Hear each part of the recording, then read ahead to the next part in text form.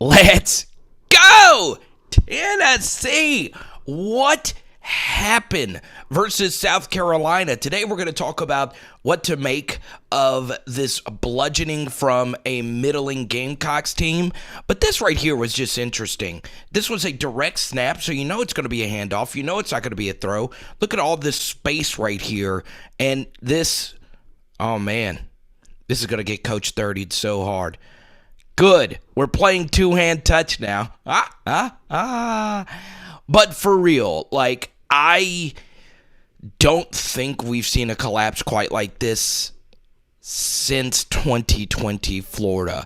For us in this program, this one needs to hurt on the way back, and needs to hurt the guys that aren't on this trip that will be in our building tomorrow afternoon and be there on Monday. For us to grow as a program, you got to look at this opportunity, understand, what happened and let it hurt and remember that as you move forward and let it help you grow. I mean, this is a loss that really can set your program back and the positive momentum that you had going. I'm going to give you my thoughts on the Volunteers today, and the simple truth is this: you choked. There's no other way around it. You're in the playoff discussion. You are banging the table saying there is no way that if LSU wins out, they should get in over us. And you did have a valid argument, and this is coming from an LSU fan. But, once again, you guys choked. I hate to say it. You choked. And all you had to do to legitimately have a real shot at the playoff was beat South Carolina and beat Vanderbilt. Boom! I'm looking at you. Yes, you right now. So, I hope you subscribe, ring the bell, all that good stuff. Now, the truth is, some of this was Spencer Rattler just playing out of his mind. Give Shane Beamer a lot of credit. He's a really good coach.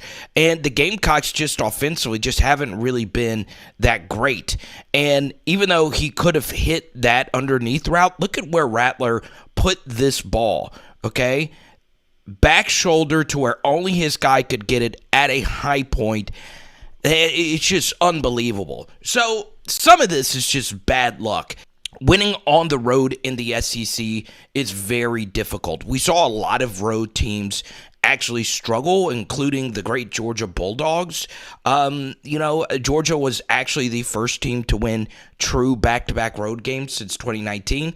And look, I'll admit when I'm wrong, I was totally wrong by Georgia. I thought that they would slip up versus Mississippi State or Kentucky because of that statistic, or at least have a close game. They end up beating both of those teams by double digits. But as you saw yesterday, the Kentucky game got very difficult, right? And they were still able to hold on there. Now, you look across the SEC, Ole Miss also had an uncharacteristically bad performance. So winning on the road is just tough. While I do defend the Tennessee defense in that there were just some throws that Rattler just made that were just unstoppable, the simple truth is you couldn't stop anything in the flat, and you also were very soft when it comes to the trenches, right? Tennessee's run defense had been really, really, really good up to this point of the year, one of the best in the country. But I give South Carolina a lot of credit. They were the more physical team. Get to something else that I think also played a role in this, and that is an early bye week. So, as many of you know, Tennessee earlier this year in a very difficult road environment won in overtime versus Pitt, and they didn't really play all that well. Now, their best, most dominant win over a good team this year, outside of the Kentucky win, of course, was the beatdown of LSU. That one was very impressive. It was on the road, but you also had a bye week before that game began, and there's some more two-hand touch football in the background for you. The good thing is I am not a Tennessee or South Carolina fan, right? So I'm looking at this from a neutral perspective in that I am just sad that it is highly likely that I won't see Hendon Hooker play another college snap. We'll see how everything turns out with that.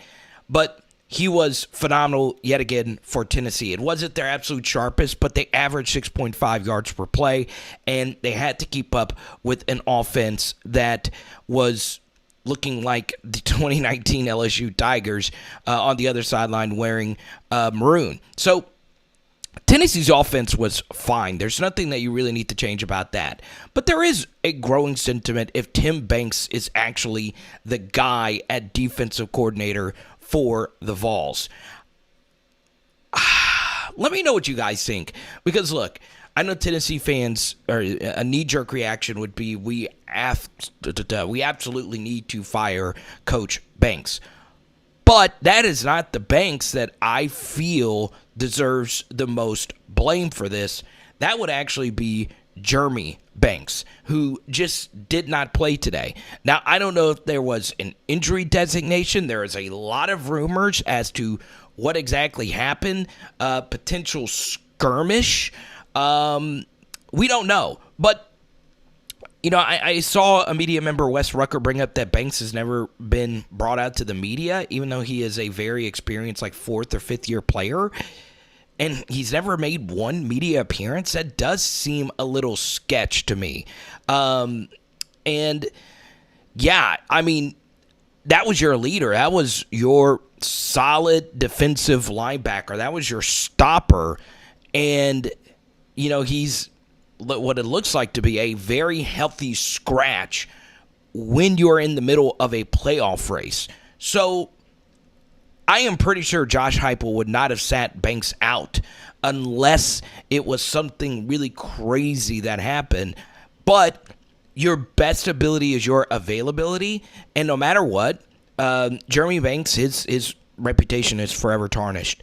Not only as, you know, a great Tennessee linebacker, but an SEC linebacker. Now, that might seem premature, that we don't know exactly what happened with that, but I'm telling you, that is an all-time epic miss of a big game that I can remember. But as far as Tim Banks, I think he does deserve another season, but I know a lot of you Tennessee fans are going to disagree. So I know I've been very harsh, but a lot of you know this really was everything I said. It actually was a bludgeoning choke of epic proportions. So comment down below your thoughts. It is Power Hour SEC. Boom! And tonight, what are we doing? Oh, we're doing some lemon pepper chicken wings. Let's go.